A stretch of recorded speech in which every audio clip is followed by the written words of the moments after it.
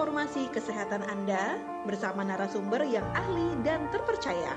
Di program Bincang Sehat, persembahan Rapemda 92,8 FM bekerja sama dengan Rumah Sakit Harapan Bunda Kabupaten Lampung Tengah. Mensana in corpore sano. Di dalam tubuh yang sehat terdapat jiwa yang kuat.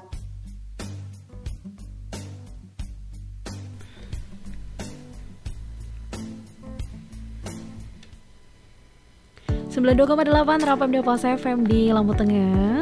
Assalamualaikum warahmatullahi wabarakatuh. Waalaikumsalam, tabik pun. Ngalim poros. Selamat pagi pendengar Rapemda di mana saja Anda berada. Ya, balik lagi bersama Rina dan Aa di program Bincang Sehat bersama Rumah Sakit Harapan Bunda. Dan kali ini sudah hadir narasumber kita di tengah-tengah ruang dengar. Ada Kak Gadena Artesistanti, Sarjana Farmasi. Beliau adalah Kepala Instalasi Farmasi Rumah Sakit Harapan Bunda Kabupaten Lampung Tengah. Iya, tentunya dengan tema kita pagi hari ini, ya, minum obat saat puasa. Kenapa tidak? Iya benar. Karena memang kalau minum obat di bulan puasa ini harus hati-hati banget, nggak sembarangan. Apalagi kalau ada jatah konsumsinya 3 kali sehari. Betul. Sedangkan kita puasa kan cuman bisa mengkonsumsi kan pagi dan sore. Nah itu seperti apa? Kita akan bahas nanti. Apalagi emang puasa ini kita kan nggak boleh ditinggalkan ya. Sedangkan minum obat juga itu hukumnya wajib nih, supaya kita cepat sembuh. Jadi nanti Kak Gadena akan menjelaskan. Tentunya juga pendengar Rapemda yang ingin bertanya langsung seperti apa sih penggunaan obat di saat puasa yang baik tentunya ya. Bisa langsung komen di Facebook Rapemda Lampung Tengah untuk status yang sudah diupdate. Oke. Dan di pertanyaan pertama sesi kali ini pendengar Rapemda mungkin mau ditanyakan ya Rina ya. Oke. Minum obat saat puasa, why not? Dikarenakan selama bulan Ramadan, pola makan dan minum berubah. Waktu yang leluasa untuk minum obat berubah dari 24 jam menjadi hanya 10,5 jam atau 10,5 jam ya. Karena itu pembahasan dari tema lebih kepada bagaimana penggunaan obat saat berpuasa. Di mana kategori obat di sini tidak hanya obat-obatan yang memang rutin dikonsumsi seperti misal nih yang memiliki riwayat penyakit kronis seperti jantung, diabetes ya, tetapi juga obat yang berfungsi untuk meningkatkan sistem daya tahan tubuh atau yang biasa kita sebut multivitamin atau suplemen makanan. Oke, untuk itu bagaimana jadwal minum obat yang baik saat berpuasa, Kak Gadena? Untuk bagaimana jadwal minum obat kita saat berpuasa tadi kan sudah dijelaskan ya. Saat berpuasa tentunya pola makan dan pola minum kita berubah. Begitu juga waktu leluasa kita untuk minum obat yang darinya 24 jam hanya tinggal 10,5 jam. Betul. Untuk perubahan jadwal minum obat itu sendiri sebenarnya bisa mempengaruhi efek terapi dari obat tersebut. Oleh karena itu dalam perubahan jadwal minum obat kita harus mempertimbangkan kehati-hatian dalam perubahan jadwal minum obat itu. Dan memang sebaiknya untuk pasien-pasien apalagi yang rutin tiap hari harus minum obat atau disebut dengan pasien yang memiliki penyakit kronis, terkait perubahan jadwal minum obatnya harus dikonsultasikan terlebih dahulu kepada dokternya, atau juga bisa dikonsultasikan kepada apoteker di instalasi farmasinya. Nah terus gimana sih kalau misalnya untuk aturan minum obat saat berpuasa? Nah sebenarnya untuk aturan minum obat saat berpuasa secara umumnya misal obat yang diminum sehari 1 kali tidak terlalu mempengaruhi jadwal minum obat kita saat berpuasa. Untuk obat yang diminum sehari 1 kali tetap bisa diminum di malam hari atau di pagi hari saat sahur. Oh gitu. Kalau misalnya untuk obat yang diminumnya sehari 2 kali gimana sih? Kalau untuk sehari 2 kali memang disarankan untuk diminumnya di saat berbuka dan saat sahur. Biasanya kan kalau kita sahur jam 4 subuh ya. Betul. Nah tapi yang tadi sempat disinggung ya, kalau misalnya gimana sih kalau obatnya diminum sehari 3 kali? Agak ngebaginya agak bingung susah ya. Karena kan biasanya kalau kita minum sehari 3 kali bisa kita minumnya kan setiap 8 jam. Sedangkan saat puasa kita cuma punya waktu 10,5 jam. Nah itu bisa nih ada alternatifnya. Alternatifnya itu yang pertama bisa kita ganti sediaan obatnya itu dengan sediaan yang disebut lepas lambat. Lepas lambat. Iya, lepas lambat itu obat yang dia hanya diminum sehari 1 kali atau sehari 2 kali, tapi dia mempunyai efek yang panjang. Ya, itu yang pertama. Jadi untuk obat yang diminumnya awalnya sehari 3 kali, bisa kita kurangi nih frekuensi pemberiannya jadi sehari atau 2 kali sehari saja. Nah, yang kedua bisa nih kita alternatifkan dengan obat yang punya mekanisme obat dan efek kerja yang sama. Contohnya misal obat untuk hipertensi.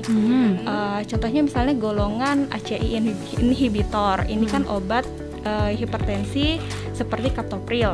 Nah, captopril ini biasanya dokter itu meresepkan untuk penggunaan 2-3 kali sehari. Iya, betul. Nah, tapi ini bisa dialternatifkan untuk menggunakan lisinopril yang hanya diminum sehari 1 kali gitu. Tapi untuk kayak penggantian obat ini yang tadi ya harus selalu semuanya itu dikonsultasikan lagi kepada dokternya, karena kan dokter yang mengetahui kondisi klinis pasiennya gitu. Terus gimana sih kalau untuk yang 3 kali satunya? Untuk minum yang 3 kali satunya sebenarnya bisa kita alternatifkan pembagian waktunya asal di waktu atau di rentang waktu yang sama. Misalnya nih dimulai dari berbuka hingga sahur ya. Saat berbuka berarti kan jam 6 sore itu kita minum, berarti kan minum obat pertama. Kemudian di jam 10 atau 11 malam menjelang malam itu untuk minum obat yang kedua. Dan obat yang ketiga itu kita minum pada saat sahur jam 4 subuh gitu. Terus ada lagi kan yang diminumnya sehari 4 kali. Ya, betul ada ya. Ya, sehari 4 kali. Mungkin memang jarang sebenarnya sehari 4 kali ini. Dan juga sehari 4 kali itu sebenarnya lebih mungkin tidak dianjurkan untuk berpuasa ya. Cuman kalau memang memungkinkan untuk berpuasa, pembagiannya bisa juga. Jadi pada saat jam 6 sore pada saat berbuka, terus diminum lagi jam 10 malam, disambung lagi minum ketiga di jam 1 pagi dan di jam 4 subuh gitu. Tapi itu untuk waktu yang berdekatan tidak apa-apa ya. Nah, makanya yang tadi dibahas untuk penggunaan yang 4 kali 1 memang sebenarnya jarang, karena dokter juga meresepkan obat, tidak banyak obat yang bisa diresepkan sehari 4 kali, apalagi kalau misalnya obat itu antibiotik mungkin harus perlu pertimbangan yang besar dan bahkan mungkin tidak disarankan untuk berpuasa atau tadi yang tadi bisa dialternatifkan ke jenis obat yang lain. Itu untuk mensiasati ya penggunaan obat di bulan puasa. Nah, untuk Gadena ya, agak susah namanya. Nah, kadang-kadang kalau kita berpuasa ini kan, kalau aku sih ya ngerasanya kadang pusing, tiba-tiba lapar ya pasti. Keroncongan ya, kerucuk-kerucuk ya. Apalagi kayak aku yang punya emak kayak gini. Itu bagaimana sih Kak untuk penanganannya? Penanganannya ya, iya. Memang untuk mungkin kita saat berpuasa kan tiba-tiba suka sakit kepala, pusing, terus tiba-tiba kok perut kita bunyi kayak keroncongan seolah-olah kita lapar, padahal mungkin kita baru berapa jam yang lalu sahur kan? Betul. Nah, untuk itu sebenarnya yang pertama yang kita harus pahami kalau puasa itu sebenarnya justru menyehatkan kita. Ya, setuju aku. Iya, puasa justru menyehatkan kita. Kenapa puasa menyehatkan tubuh, menyehatkan kita? Karena pada saat kita berpuasa itu terjadi yang namanya perubahan metabolisme tubuh. Ya, perubahan metabolisme tubuh di mana kan pada saat yang disebut dalam masuk fase puasa itu ketika dia sudah melewati 8 jam. 8 jam di mana waktu 8 jam itu seluruh nutrisi pada makanan yang kita makan itu sudah terserap di dalam tubuh. Di mana nutrisi yang terserap di dalam tubuh itu akan disimpan dalam bentuk glukosa atau gula di dalam hati dan otot. Nah, secara umumnya glukosa tadi kan digunakan dalam tubuh untuk sebagai energi. Kalau kita kayak biasa sebelum puasa kan, kita makan puasa terus jadi gula dalam tubuh, dipakai untuk energi kita untuk aktivitas sehari-hari. Namun gimana kalau misalnya kita berpuasa kan ibaratnya kita udah berjam-jam, puasa kita kan lebih dari 14 jam. Nah, kalau itu saat kita berpuasa tadi kan glukosa diubah menjadi energi dalam tubuh. Nah, namun ada batasnya, glukosa itu kapan habis. Habisnya di dalam tubuh kan. Nah, ketika glukosa habis di dalam tubuh, justru tubuh kita kan cerdas ya. Betul. Tubuh kita secara langsung nanti akan langsung membakar lemak. Lemak yang menjadi sumber energi kedua kita. Nah, di mana lemak menjadi sumber energi kedua kita, yang berarti dengan berpuasa secara tidak langsung tubuh kita membakar lemak. Ya, secara tidak langsung tubuh kita membakar lemak. Namun kenapa tadi yang saya bilang puasa itu menyehatkan? Karena pada saat puasa kita kan 13 sampai 14 jam. Betul. 13 sampai 14 jam itu di fase dimana glukosa kita sudah mulai habis dan mulai digantikan oleh lemak. Karena kalau misalnya lemak sudah habis, energi yang diambil itu protein. Kalau misalnya protein yang diambil untuk energi, malah berbahaya di tubuh kita. Nanti kan protein kan diambilnya itu dari otot. Kalau misalnya protein dipakai terus-terusan, justru nanti malah mengecilkan otot kita, itu yang jadi berbahaya. Kenapa tadi balik lagi ya mungkin kenapa tadi menyehatkan? Berarti dengan dibakarnya lemak dalam tubuh kita, berarti kan yang pertama dia membantu untuk penurunan berat badan. Mungkin kalau cewek-cewek seneng ya. Itu penting, itu kabar gembira ya. Kabar gembira buat Rina ya. Ya, apalagi kalau misalnya yang sulit nurunin badan kan. Ya, itu ibaratnya kayak apa ya? Nilai plus ya untuk cewek-cewek. Nah, kemudian selain penurunan berat badan, dia juga penurunan kolesterol darah yang tadi kan karena lemak. Betul. Lemak yang jahat dikeluarkan. Oke. Lalu sama yang terakhir mungkin karena terjadinya perubahan metabolisme tubuh, kerja sistem organ dalam tubuh kita juga berubah. Jadi beban kerja organ tubuh kita dalam saat berpuasa itu menurun. Simpelnya kerja lambung. Ketika lambung kita kosong, otomatis kan asam lambung kita tidak diproduksi oleh tubuh. Dimana asam lambung ini kan dapat pada saat proses pencernaan kan dapat mengikis lambung kita yang menyebabkan sakit ya. Iya, betul. Kayak gitu. Itu jadi nggak ada. Jadi kalau misalnya puasa, insya Allah aman dari asam lambung. Betul, aku setuju sekali itu ya. Jadi malah nggak kumat ya kamu, Bu, Jadi ya? nggak kumat. Tapi tadi pertanyaannya di awal, kenapa kita sering pusing itu bagaimana nih menanganinya? Oh iya, tadi sampai lupa ya. Iya, sampai lupa ya. Untuk yang nyebabin kita pusing itu sebenarnya ada beberapa faktor ya. Iya. Dan tingkat keparahan pusingnya itu setiap orang juga berbeda-beda. Betul. Nah, umumnya mungkin di saat kita berpuasa ini, faktor utamanya itu yang pertama dehidrasi. Kurang minum ya. Jadi kurang asupan cairan dalam tubuh kita pada saat buka dan sahur. Yang tadinya kita bisa minum 24 jam, betul. Jadi cuma 10,5 jam. Dan setiap orang juga kan kadang-kadang kadar minumnya beda-beda ya. Ada yang dia tuh nggak suka minum. Betul. Ya parahnya kalau dia tuh memang nggak suka minum air putih. Itu ada kejadian. Itu bahaya sebenarnya. Bahaya banget untuk ginjal kita kan. Nah, dehidrasi ini apa sih? Dehidrasi ini kan kekurangan asupan cairan dalam tubuh kita. Dimana dengan kekurangan cairan ini menyebabkan volume otak kita tuh menyusut. Nah, karena volume otak kita itu menyusut, kan tidak mendapatkan asupan oksigen yang cukup. Nah, nanti dalam tubuh ini maksudnya otak ini akan memberikan sinyal ke tubuh kita bahwa gue kurang oksigen kayak gitu kan. Jadinya pusing. Pusing. Nah, terus ciri-ciri lain yang bisa tahu kita ini dehidrasi atau enggak sih? Yang pertama pasti kita tuh ngerasa lemes. Ya kan, lemes. Abis lemes konsentrasi kita menurun. Betul. Atau sulit berkonsentrasi. Terus yang benar-benar terlihat banget tuh pasti di warna urin kita. Warna urin kita kan pasti kuning pekat banget. Kalau kuning pekat dehidrasi. Oke, itu jadi faktor utama yang membuat pusing adalah kurangnya cairan ya. Sama yang satu lagi mungkin pola tidur ya. Pola tidur kurang ya. Karena betul. Kan ibaratnya aktivitas kita di malam hari kita tarawih. Yang mungkin biasanya orang di jam abis isya sudah tidur tapi dia tarawih. Betul. Terus yang seharusnya dia subuh itu baru jam 5 subuh dia pagi untuk sholat, dia bangunnya lebih awal. Bahkan kadang-kadang orang yang abis tarawih belum tentu langsung tidur. Jadi jatuhnya begadang. Nah itu sih juga bisa karena kurang tidur menyebabkan kita sakit kepala. Cuman untuk cara mengatasinya gimana?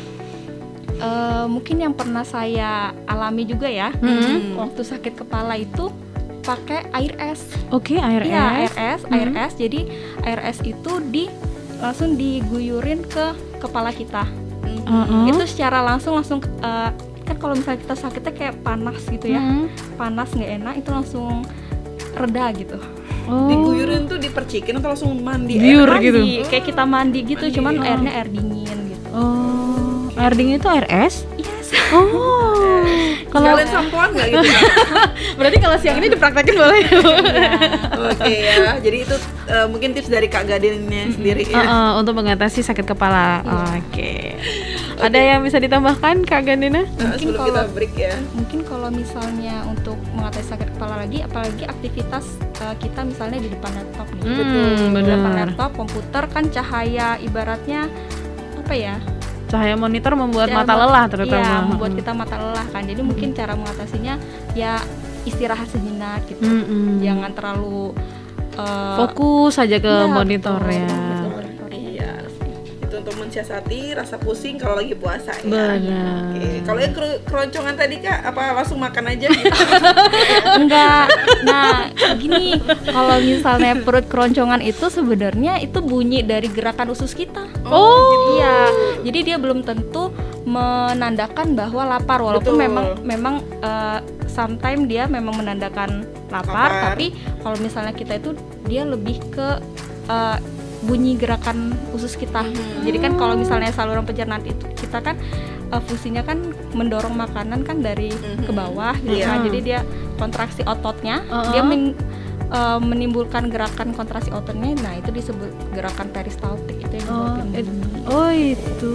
Jadi tidak terlalu lapar ya. Oh, ternyata itu bunyi usus. Aku kira bunyi lambung malah. Salah. Coba minum air. Kalau misalnya bunyi minum air terus nggak kerasa lapar lagi, berarti itu hanya dari gerakan usus kita.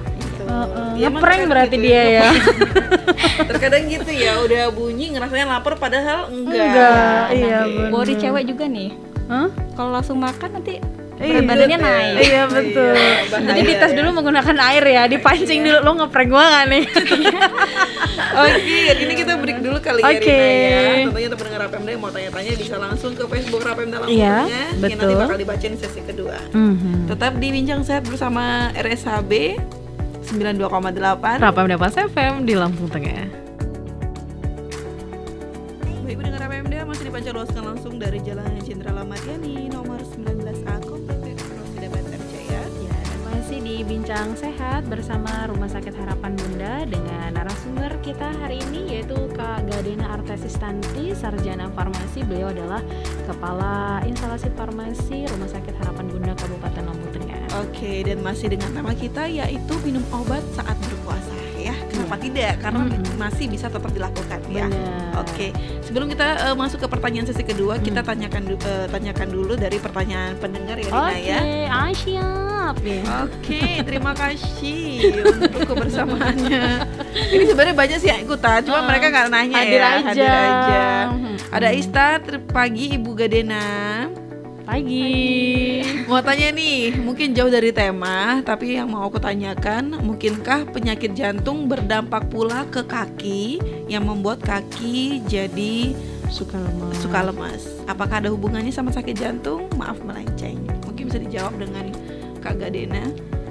Kalau terkait apakah pasien yang mempunyai penyakit jantung berefek kepada kakinya menjadi lemas, mungkin itu harus dikonsultasikan ke dokter jantung, spesialis jantungnya lagi ya, karena kan terkait itu kan berpengaruh dengan diagnosis dan sebagainya. Betul. Dan dokter yang spesialis jantung mungkin yang lebih paham dan lebih memiliki wewenang dalam menjelaskan hal tersebut. Namun kalau dari sisi bagian farmasinya atau bagian pengobatannya, memang untuk pasien jantung kan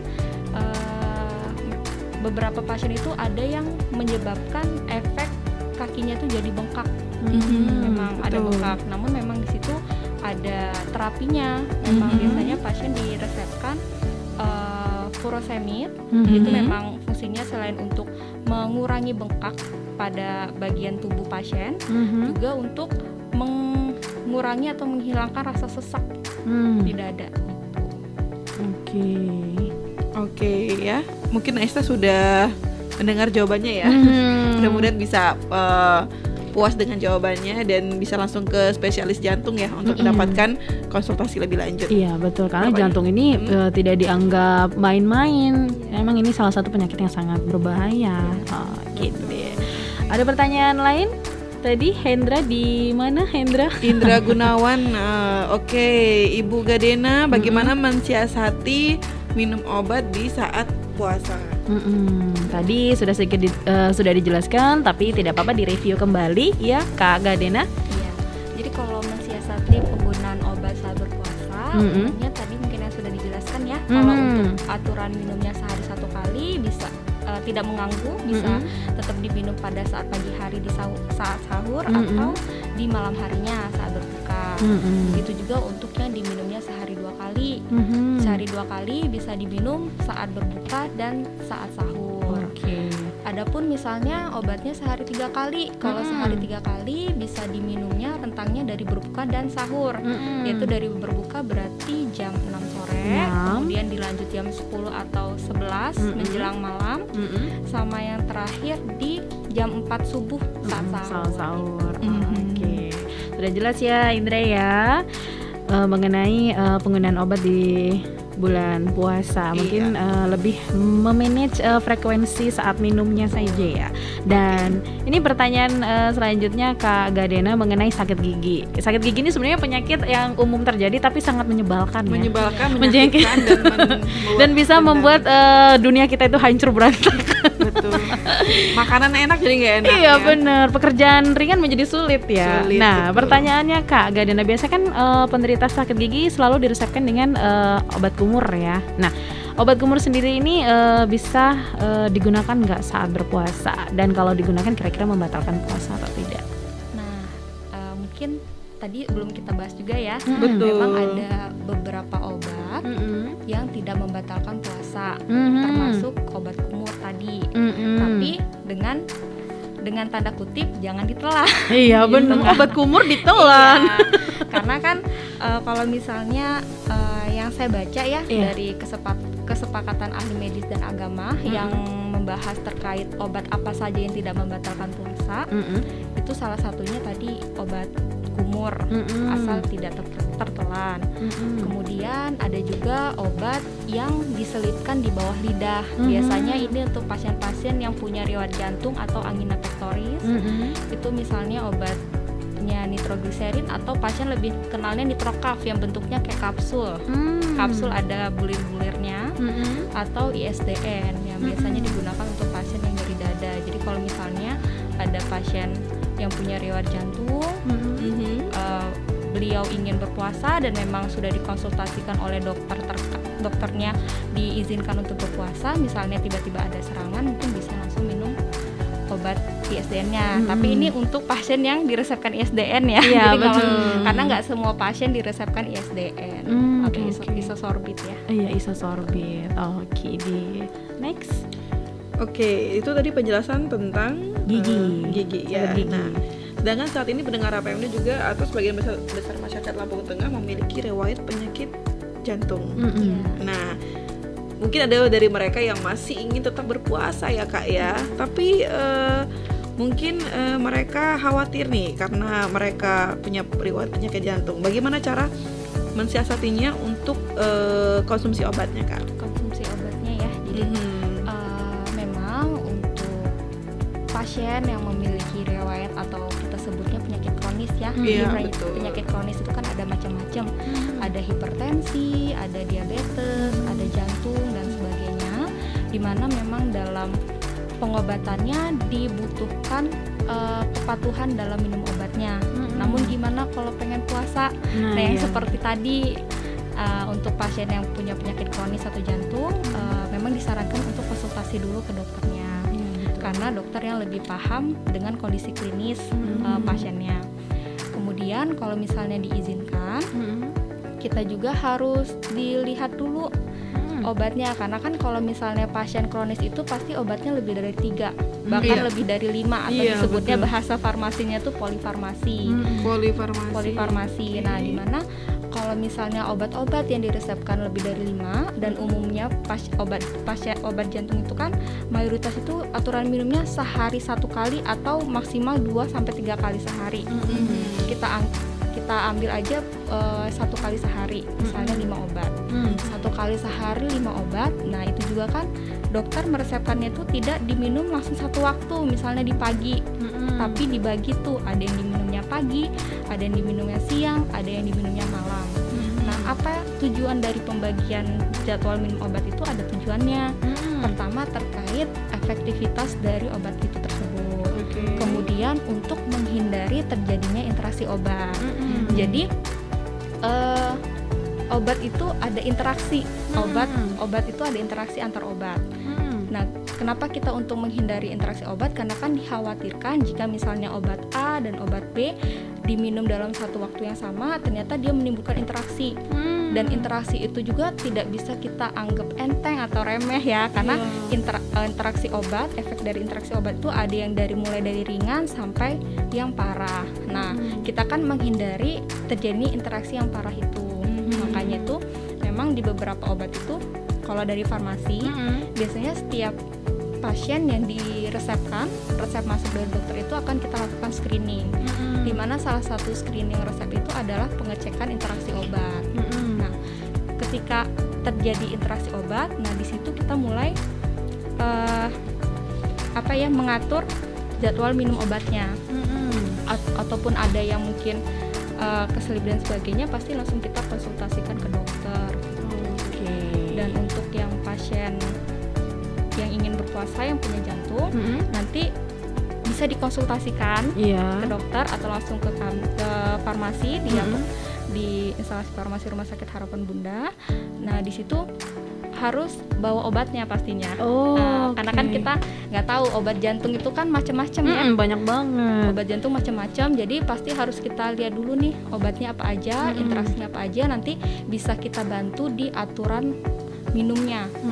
Terus karena obat yang diminum 1 kali 1 nggak bisa langsung auto semuanya 1 kali 1, ya udah saya minum pas sahur aja, ya udah saya minum pas berbuka aja, itu nggak bisa, karena yang tadi saya jelasin ya, karena obat itu ada interaksi antar obat. Jadi kita untuk menghindari interaksi, karena kalau dengan interaksi yang apalagi interaksinya parah bisa langsung berefek dirasain pasien.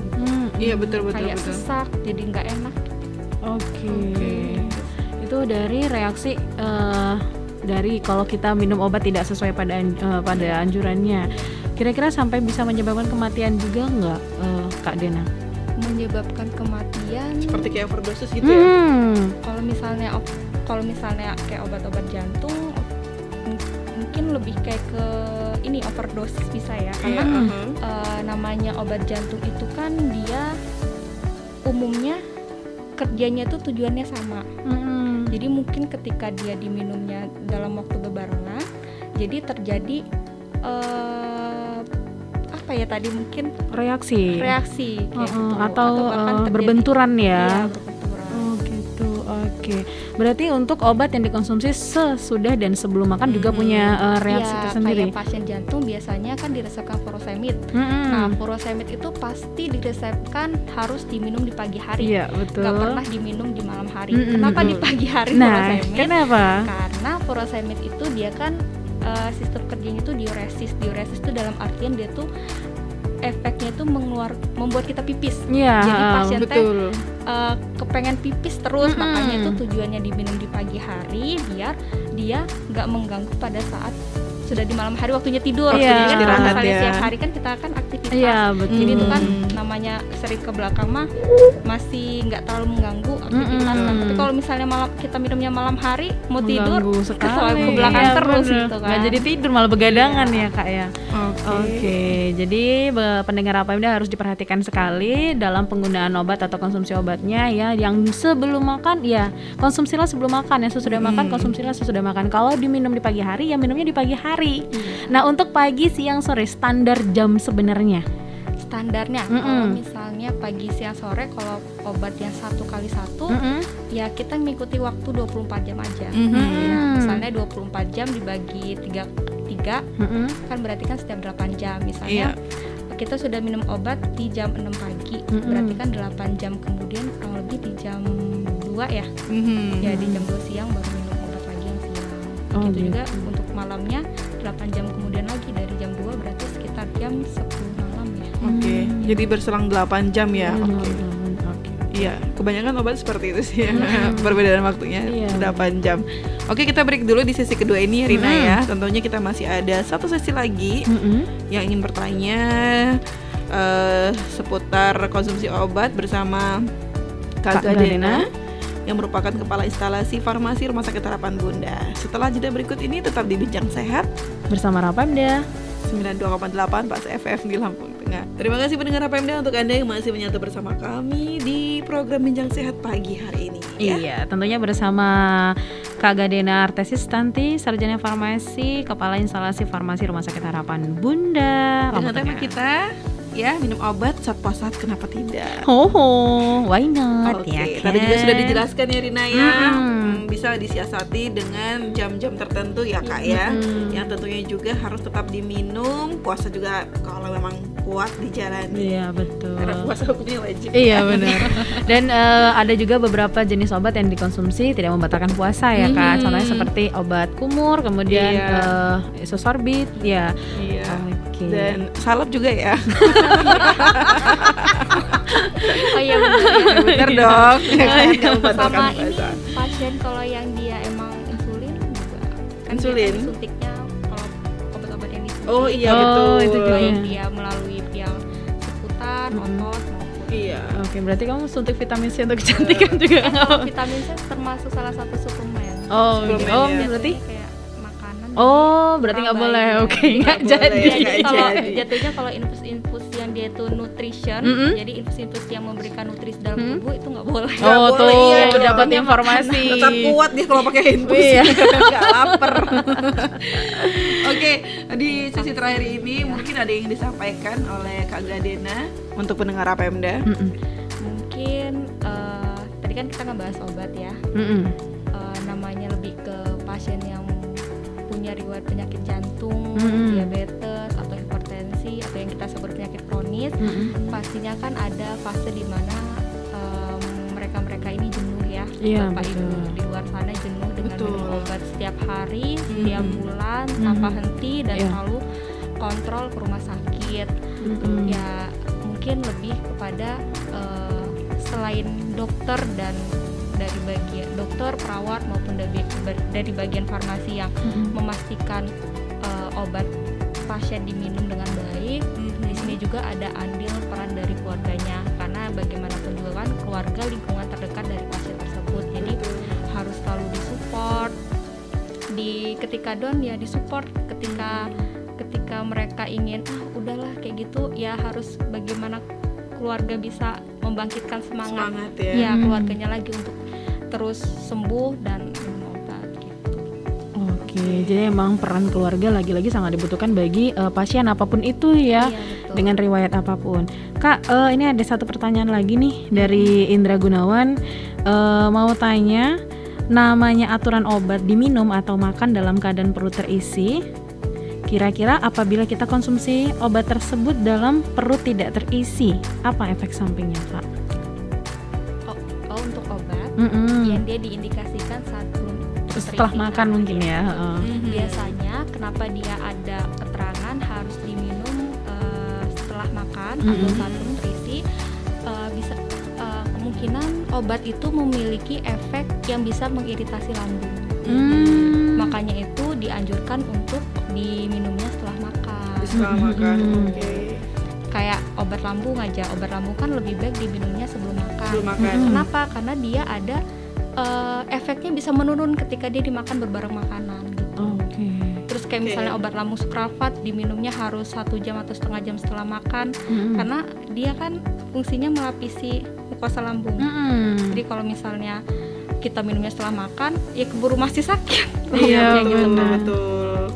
Itulah pentingnya ada aturan jam ya. Iya, jadi jadi harus diikuti oleh pasien itu sendiri. Benar, jadi jangan bandel ya. Oke, itu tadi untuk obat yang dikonsumsi sebelum makan untuk lambung. Nah, kalau selain lambung dikonsumsi sebelum makan, tapi dia mengonsumsinya sesudah makan, Kak, kira-kira apa reaksinya?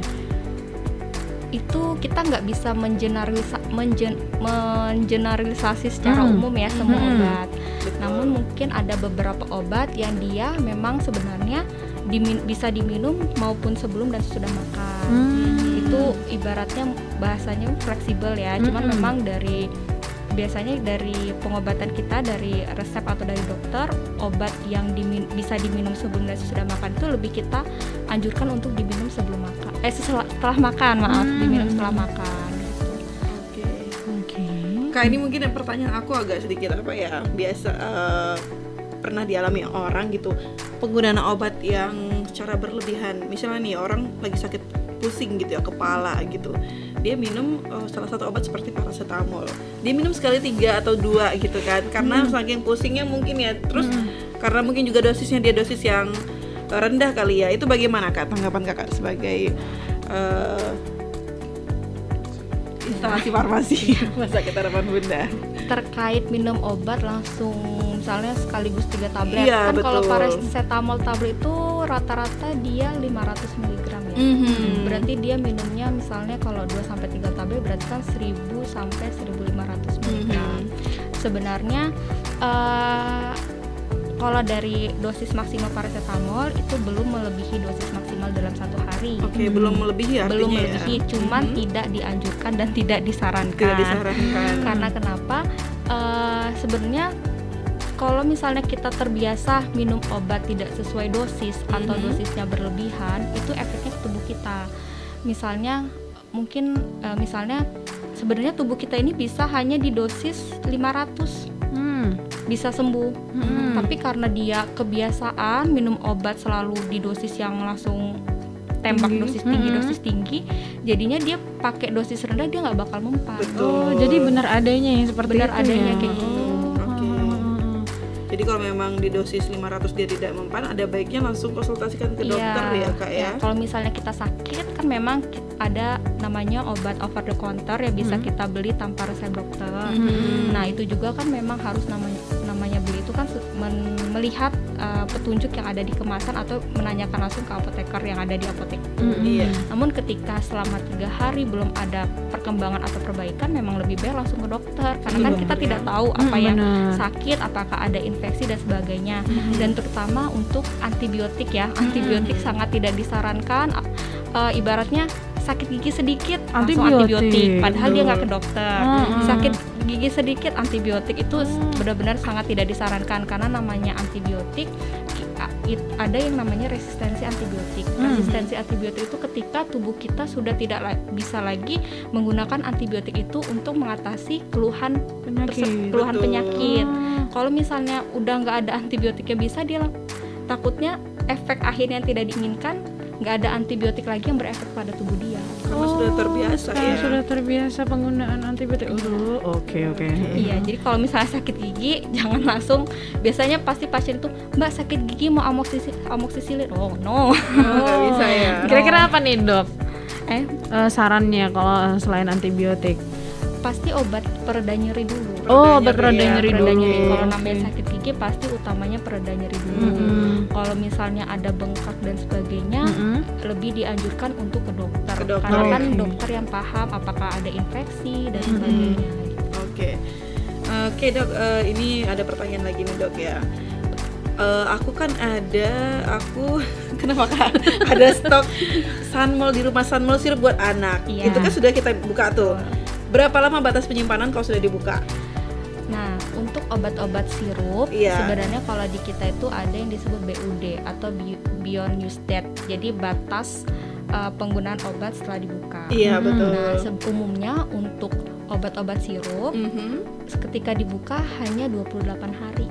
28 hari masih bisa digunakan. Setelah dibuka, ya 28 hari itu masih bisa digunakan. Cuman kita harus perhatikan juga, perhatikan tempat kita menyimpan, nggak boleh terkena sinar matahari langsung, nggak boleh di tempat yang lembab, dan juga ketika misalnya nih minum Sanmol 5 hari udah sembuh, disimpan kan? Karena tahu kalau misalnya 28 hari itu masih bisa digunakan. Betul. Nah, ketika misalnya dibutuhkan lagi, kita harus lihat konsistensi dari sirup itu. Kalau misalnya dia jadi ngentel banget atau lagi nyair, lebih baik nggak usah diminum. Karena kan mungkin pada saat kita penyimpanan kurang baik, jadi sehingga terjadinya interaksi antara ibaratnya interaksi suhu dan obat suhu tersebut gitu. ya. Ada perubahan juga ya dok ya. Oke. Penempatan obat sirup di Rumah dalam yang tepat. atau mungkin kayak di lemari es gitu bagaimana dok? Biasanya kan orang taruhnya di kulkas ya dok ya. Ada kan di kulkas kan ada tempat naruh obat tuh. Ya kan itu bagaimana dok itu Aku dok? banget itu naruh di Iya. tempat. Itu benar atau tidak Iya, gitu bener. kan? Kalau untuk penyimpanan obat sirup di tempat suhu ruangan aja. Oh, nggak boleh oke. masuk kulkas berarti ya, biar dingin ya, biar sejuk kan. Biar awet ceritanya, katanya Oh, salah gitu. ya. Oke. Ternyata ada batas waktunya ya pendengar RPMD 28 hari, kalau sudah lewat dari itu dibuka. langsung buang aja ya. Oke, walaupun masih banyak ya Bu ya. Iya, atau juga harganya terjangkau Iya, bener. dan meminimalisir adanya hal-hal yang tidak diinginkan. Bener Oke. banget. Terakhir mungkin Rina? Oke, harapan dan pesan Kak Gadena. Ya mungkin yang seperti yang kita bahas bahwa pada saat kita sedang menunaikan ibadah puasa, ya memang kita diwajibkan untuk tetap minum obat, ya kita tetap bisa minum obat dengan dikonsultasikan dulu kepada dokternya dan bisa apoteker untuk mengatur jadwal minum obat saat berpuasa. Dan juga mungkin mau ngasih ini nih info kalau misalnya di Rumah Sakit Harapan Bunda ada namanya layanan Bunda Delivery Obat.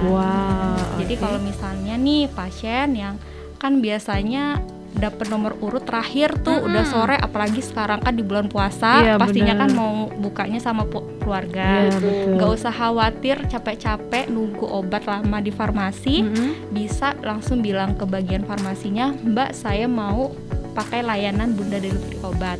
Nah nanti obat itu kita kirim langsung ke rumahnya. Ke alamat ya. Ya langsung ke alamatnya dan langsung nanti akan kita beri infokan langsung oleh apotekernya bagaimana aturan pakai minum obatnya itu via WhatsApp. Nah selain itu juga ada di instalasi farmasi Rumah Sakit Harapan Bunda melayani namanya layanan konsultasi obat. Ya, jadi kalau misalnya nih ada yang mau tanya-tanya terkait obatnya atau yang sekarang masih bingung, saya harusnya minumnya kapan ya? Iya, Buat puasa betul. ini bisa nih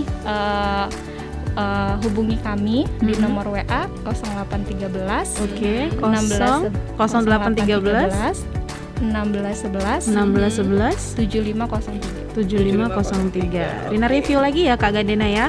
0813 1611 7503. Iya betul. Oke. Untuk pendengar RPMD yang pengen konsultasi masalah obat Iya ya. benar, biar Kadang-kadang- nggak salah minum obat lagi ya. Betul, kadang-kadang udah dijelasin apoteker baru mah lupa. Ini berapa Iya. kali lagi Iya, kan? bener. Itu yang sering dirasakan Oh, apoteker-apoteker. Oke, terima kasih untuk Kak Gadena waktu dan kesempatannya siang hari ini ya. Mudah-mudahan informasinya bisa bermanfaat dan tentunya juga ada kemudahan di Harapan Bunda adanya tadi pelayanan Delivery Bunda obat Delivery. ya. Oke, mudah-mudahan bisa digunakan oleh masyarakat Lampung Tengah. Kalau gitu Rina ada tambahan? Oke, cukup. Kak Gadena ada tambahan? Cukup. Oke, cukup. Cukupnya lama ya. Masih ada nggak ya? Oh enggak ternyata gitu. Oke, kalau gitu langsung dipancarluaskan dari Jalan Jenderal Ahmad Yani nomor 19A Komplek PU Prasida Bantar Jaya. Panano bahasa sikam pun Banyaman Dewat bahasa sikam kurang nujum dikuti Pak Mahap Ngalimpuro. Saya Ai Bawana Mana. Dan saya Rina Permatasari mohon undur diri. Selamat siang dan Wassalamualaikum warahmatullahi wabarakatuh.